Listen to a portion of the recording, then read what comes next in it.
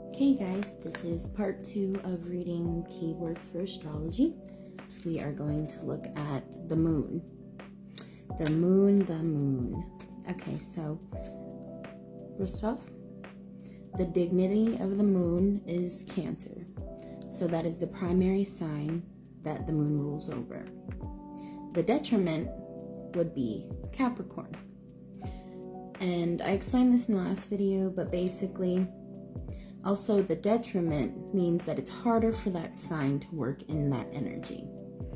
And, well, when we get into this later, but when you look at the wheel, whatever sign is ruled by that planet, the exact opposing, straight across from the chart, is going to be the detriment. Exaltation, that means this planet is, this sign is extremely exalted in this planet. The exaltation is Taurus, and the fall is Scorpio. And that is absolutely true. Scorpio moon's very, very melancholy energy. It can be very dark for them. Not all the time, but a lot of times, yes. So that's an example. It orbits through the entire zodiac in 27 days, give or take. Stays an average about 2 days in each sign. 2.5 days. So the moon phase changes every 2.5 days. The archetype of the moon is the mother and the child. The shadow is the monster that devours everything. Yeah, this book, I love this book. It's very intense. With some certain things that it says. So the principles. The moon represents the inner nature, the feeling realm, the unconscious or the subconscious, and the instinctive reactions. The position of the moon shows in what direction you are urged, what you spontaneously react to, and what you instinctively detest or avoid. The moon is where you mostly feel comfortable. The moon is your home comfortability. Where am I at? The moon also stands for the ability to establish contact, a longing for closeness and security. The home. Oh, see, it says that. The way of life, attachment to your home, memories, and your need for emotional security. Together with Venus, the moon symbolizes the feminine principle in the horoscope. The moon embodies the motherly feminine element through reflecting the mother and childhood experiences, as well as substitute mothers, even those of institutions like stock exchange universities or the mother church. Childhood experience. Okay, that's just talking about things, places that you would look at that would represent the moon archetype. So the strength is the soul individual. Harmonious configurations support the flourishing of the emotional nature. The willingness to open one's inner self. Trust in the wisdom of unconscious powers which guide people. This represents security, emotional safety, and a healthy relationship to your family.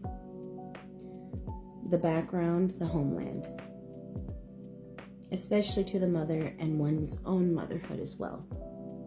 Now remember, when we say motherhood, okay, the signs, the planets, they are not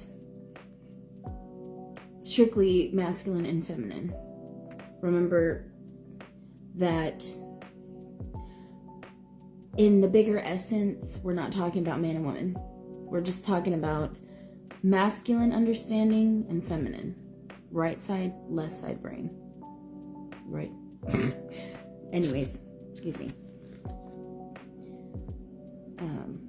The problem area. The moody person. Difficult configurations represent emotional wounds.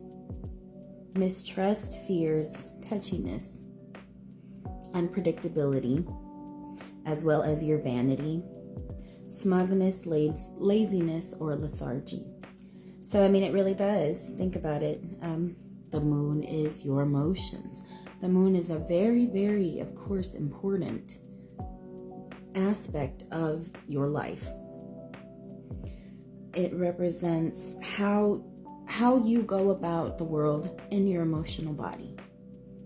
You can tell a lot about a person by their moon sign. And a lot of people, especially people that have fun, party, drinking, drugs, they exalt their moon sign a lot because that's how it's easier for them to express the inner emotions and depth that come out during that time. But I mean, yeah, it is fears, unpredictability, because the moon, it moves the tides of the ocean. It's constantly changing phases. Moods change, the phases change. Some zodiac signs do a lot better in the moon than others. The goal of the moon, development of feelings and fantasies. Encountering the images of the soul. The urge toward emotional security and closeness. The blossoming of female nature. And the urge to build a nest or start a family and be a lively part of the clan. The desire to be well liked or become popular. And that just coincides with the moon is your emotional security. And some more people than others that need that to feel safe. Actually, it's a strange thing. We'll get more into that on a later video. But anyways, sorry.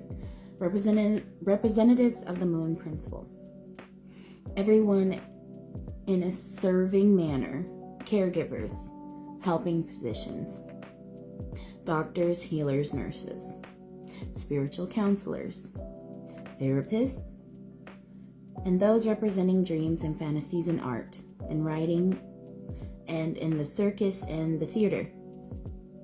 Okay, yeah, I can see that. Physical correlations. The stomach, the uterus, the lymph system, the female breast, circulation of fluids, and autonomous nervous system. The mythological correlations, the triple goddess as expression of the cycles of life. So the maiden, the mother, and the crone, that's in Wiccan mythology. Wiccan belief, excuse me. And things of that nature. But that is just a little bit of the archetype of the moon. And a lot of people actually do better when you understand their moon sign a lot more. But also people can be a lot more vulnerable in their moon sign. I'm just really excited to read this book with you guys. It's so cool. Absolutely love it. So yeah, that's just a little bit about the moon basics.